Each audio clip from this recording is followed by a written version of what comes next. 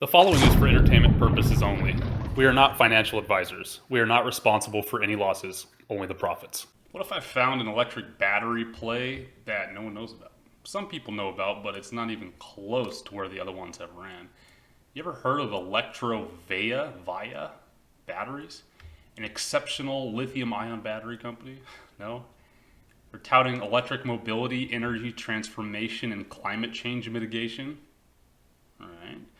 Got me a little bit peaked. Someone had told me about this the other day, but they had pitched it to me as a forklift battery company, and right away I was like, that's it, that's all they do, and that's all. I didn't get any information, but I finally took 3 seconds to look it up, and as soon as I started diving in, seeing the brand associations with it and what they're actually doing, I was like, holy Toledo. These guys have been around since 1996. Anyone been alive since then? In 2010, Chrysler partnered with them. Y'all heard of Chrysler? How about GM? They partnered with them in 2002. How about Walmart? In 2018, their first distribution center used them. In 2019, Walmart chooses ElectroVeya for multiple warehouse sites. In 2019, they came out with the high temperature operation added to ElectroVeya cells. So they've got a cell that you can use in a very hot environment. That's really key. Remember all these other manufacturers like, well, our batteries, we make sure that they're nice and cool, but they don't have one that says they can operate in a hot environment. That's a big deal. Webull chooses ElectroVeya to power theirs. Their forklifts, you heard of them. Pretty big brand. More brand associations, but here in 2020, ElectroVeya acquires ceramic separator as an IP, okay, and that's huge. So we've talked about ceramics and how they're starting to be used in a lot of batteries, and a lot are claiming that they're the only ones that have it, and it's super high tech, and no one's gonna have it for 10 years and stuff. These guys already have it. They have a patent on it. All right, they've got a patent on it. It's in their hand. It's not they applied and it's out there. They've got it in their hand. In 2020, they also, at the beginning of this last year, developed a high voltage electric bus battery. In 2017, they started making utility scale storage, like BMRG, that old ticker, EOS, remember that? EOS batteries. They do that also. So it's not just like a forklift battery play, it's an all type of battery play. All types. Guess what? Revenue, quarterly revenue, 45-degree angle. Look at that. That's what we want to see. Annual revenues nearly triples from 2019 to 2020. Quarterly revenue has a growth rate of 107% last year. Absolutely huge. They got 2 tickers. On the TSX, ticker is EFL. On the OTC, it's EFLVF. Always just go ahead and type in the full name, though. It's kind of a weird name. ElectroVeya. Type that in. But regardless, check it out. It's not super diluted either. 133 million shares. That's low, I'd say, compared to most companies, especially kind of in this space. They've been UL listed. UL listed, we talked about the last video, getting the stamp of approval saying that there's warehouses around the United States, and especially like government places, you have to have UL listed everything. So your forklifts, everything has to have that stamp of approval. So that's a big deal. Game-changing and disruptive technologies. They arguably have the highest performing battery available today. Safety, they have 30 patents for ceramic separator materials and cell designs. They have a UL 2850 listed batteries for use in electric vehicles. NMC battery packs available. So you can even buy the battery packs ready, and you can literally just slide in it.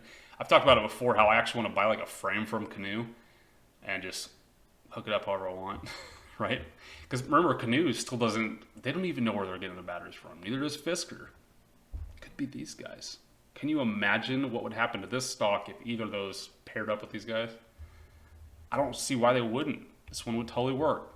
Cycle life, cell chemistries, additives, and electrolytes, setting industry standard fast charging. They have proprietary battery management systems, BMSs, and design allow for a rapid charging. They got IP and patents, 100+ patents covering just the key IPs, from electrode manufacturing, composite separators, cell design, and battery management systems. That's way more patents than I've heard about before. from other folks. System designs for electric vehicles, withstands high levels of vibration, shock, and abuse. Perfect. I really want like a side-by-side four-wheeler that's electric. Can you imagine one that was totally quiet? You go hunting and stuff. Man, that would be sick. UL2850 batteries, the ones for electric vehicles and electric skateboards and Teslas. Over 25 of those batteries models are available, and they're all UL listed. Got that stamp of approval, validating its numerous safety, performance, possibility. The only high energy lithium ion battery NMC with this safety listing and validation. As far as they know, they're the only UL listed batteries that have the 2850s, which is the most common in electric vehicles. Dude, that is huge. Technology-driven market advantages. The composite ceramic separators prevent battery failure at high temperature. So that's what we've been talking about, these weird composites and stuff that they've used in between the layers is what makes it so stuff isn't going to combust, catch on fire, things like that. They're showing over here that their electric ceramic separators whoop the other guys. So on the right-hand side, they have the competitors, and they heat it up to 130 degrees Celsius, which is really hot, and the competitors just like melted. Theirs didn't even move. Theirs looks exactly the same. Longevity under intense performance after 24/7 operation after 1 year in e-commerce site. Walmart is operating batteries in multiple distribution centers. They're showing after that time frame, they still have a capacity retention of 99% plus on batteries that have been running for 1 year straight 24/7 in Walmart. They're still charging over 99%. Do you realize how insane that is? How many of y'all had electric rechargeable batteries before? Like even the AA's and stuff. No matter what they say, all the brands I've got, after like 6 to 12 charges, they just don't last as long. Not near as long. These guys can build something that can power a forklift and electric vehicles that do. That's pretty incredible. Their target mission control and critical markets they're looking at. This is really interesting.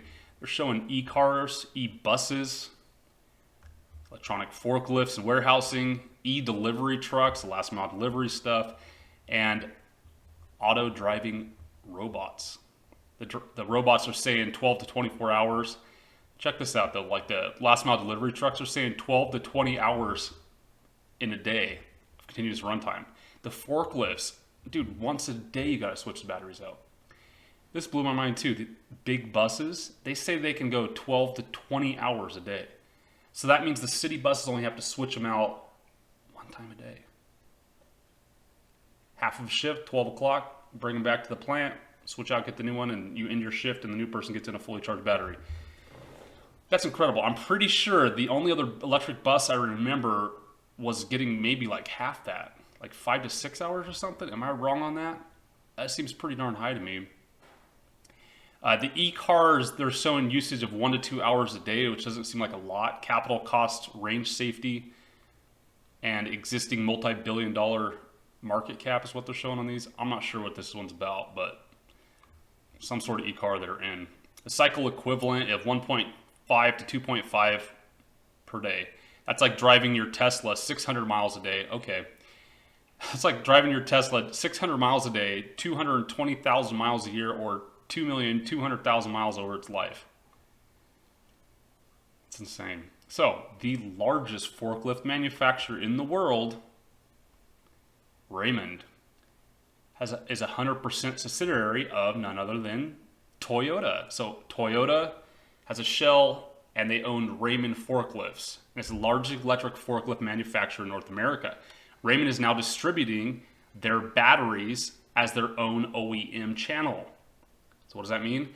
If you see a Toyota branded battery or a Raymond branded battery, it's actually these dudes.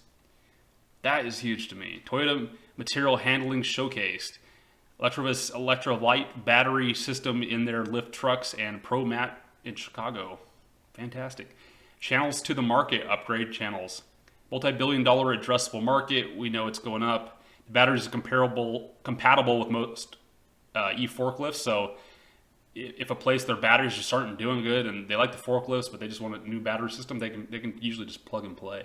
And if they can't, they probably just have an adapter. They're field tested, validation over 20 months showed sustainable, improved reliability and productivity. So they've been testing over 20 months and they're still good to go. Walmart likes them on multiple sites. Current customers include many Fortune 500 company, including Mars, Iams, Cat and Dog Food, Mondeleza International. I don't know what that is, Mondeleza. But they're showing their operating sites, electric trucks that they use them in is like e-commerce, so like Amazon. Now, it doesn't say Amazon in here, but they said e-commerce, whatever, whoever it is, man. If we can ever tie that brand, which Amazon doesn't like to do, but if we can ever get an insider picture, if anyone works for Amazon and you can get us a picture of the forklifts y'all use or the robots y'all use, get us the little nameplate on there, will you? And then zoom out and get us a video. Come on now. E-commerce sites, think about it. All of Overstock.com, eBay, yada yada. One of those big ones probably uses their batteries. High velocity distribution centers, cold freezer storage places, manufacturing, food processing, furniture stores, logistics, recycling places. These are neat. I don't know what they do, but this is the Jabil, the world's leading engineering and robotics firm. So huge. You hear that? The world's largest engineering and robotics firm used their batteries. They worked with Jabil closely when developing their robotic system, later branded the Badger Technologies in mid-2017. Badger systems went to production in 2019. Since then, they've delivered over 1,000 battery systems. Each robot uses one battery. I don't know what these robots are for, but they're super funny. I don't know if you can see it well, but they put like the big eyeballs on them. It looks like it's in a grocery store. Like maybe it's like scanning to see what's in stock and what's not. I don't know. I'm using them for something. Future markets, they're developing high voltage battery packs for e-buses and e-delivery trucks.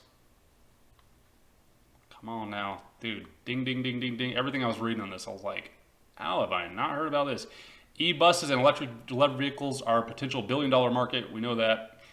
By the way, I did some investigative work. This company seems totally legit. Here's a picture of the building. I actually called them, got a hold of them, talked to them. There's actually secretaries, salesmen, all that. Can you imagine that? A company that we invest in that actually answers the phone? I'll take it. Change pace a little bit. Conclusion, they're saying they're an exceptional battery. Sure. Annual growth revenue again is up over 100%. Quarterly growth for year 2020 grows 6.9 million in quarter 4 alone. EBITDA Q4 compared to negative in 2019 is up. They got the technology edge. They're saying those IP and performance is the difference, and then they have the UL listed too. So they're saying they got better performance, plus they got the UL listed. By the way, to get like UL listed or any sort of certification like that costs money. They've already paid for it, and not only that, the tests are already done. Can you imagine trying to get something UL listed right now just for timing? They probably are so backed up to get stuff UL listed. They're like, I don't know, you're just gonna have to wait. It's gonna be a long time before you get the thing on it, but whatever. 100 patents, OEM distribution channel. Not only that, you go to their website. Guess what? They keep us updated with new contracts, and events. Don't believe me? Go look. So they're still hitting up events that are happening. There's not a lot since March, obviously, but every month or two is like bam, bam, bam, just hitting them out. To me, this is just like Romeo. Remember that? Remember that SPAC just converted over? It's like a mix between Romeo batteries and EOS storage all in one stock. Did I mention it's cheap yet? It's still super cheap. Not only do they have the EOS storage systems, they have 3 different kinds. So this one here, I believe, is the grid connected to ESS. This is like the EOS one. But then they also have these ESS for the microgrid. So this would be like CleanSpark. Now remember, CleanSpark so far does not make their own battery systems like this. So right now they're utilizing companies like PPSI. However, we've seen how rocky PPSI is. They could go under. My theory is that CleanSpark might end up buying them. But regardless, this is another candidate right here. They could just start buying these things from these guys. And then look at this. Then they have a transportable ESS. Massive amount of energy here. Who knows, man? I mean, they've got it all covered. That's why I like it. I would like to have property where you have one of these set up and a big old farm plant thing where you got hydroponic stuff going on. How cool would that be to have it all stored in these batteries with solar, maybe some wind, and then some Bitcoin stuff in between it all. Then a couple of Bitcoin storage right in the middle. I'm down. Not only that, I like the smaller amount of shares. 129 million, fine, dude. That's great. We're looking at the OTC ticker here. What does it look like? It looks like it's just stair-stepping up. Dun-dunk, dun-dunk. And what does it look like in the next step? It looks like it's ready to hit the next step up. How does it not? Can you not see that? We've definitely got a line here. We're going to call it like $1.10. $1.10. As long as we stay above that, I think we'll be fine. But we have slapped that thing like 1, 2, 3, 4, 5, 6, 7 times on the 2-hour time frame. It's trying to stay above it. Probably will. Of course, it could still crash, but look at the volume. You know, volumes have still been picking up a little bit, but again, have you guys heard of this before? I haven't, in the past week at least. Regardless, we started buying this a little bit before ticker here. I'm just getting this out. As always, I'm still always behind. If you want to join our Patreon, please do it. We let you know about these plays before we get the videos out. If you haven't subscribed, definitely do that. And if you wouldn't mind sharing this with your friends, greatly appreciate it. Y'all take care. Did you know that we give away free silver? Simply leave a comment on the video, and as long as you're in the continental United States, you can be automatically entered to win. Please friend us on Twitter and StockTwits.